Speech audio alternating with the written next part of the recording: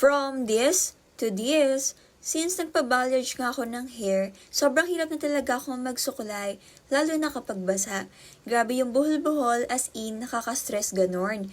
Kaya naghanap talaga ako ng blower na makakapagpadali ng life ko. And good thing, I found this one from Hodek. Mga B, super lifesaver talaga siya. Imagine ha, within 5 minutes, tuyo na agad yung hair ko. And take note, hindi ko pa yan sinusuklay pero kita nyo naman, sobrang smooth niya at hindi talaga siya buhol-buhol.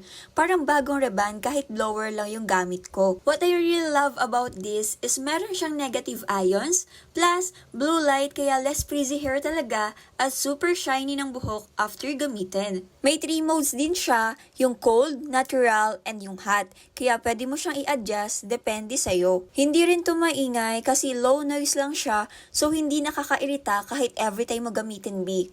And syempre, may overheat protection na rin, kaya safe na safe siya gamitin kahit matagal. Perfect din siya for everyday use, lalo na sa mga busy girlies na tulad ko na laging nagmamadali. So if naghahanap ka ng blower na mabilis magpatuyo, safe gamitin at napaka-smooth sa hair, B, this is your sign. Check out now!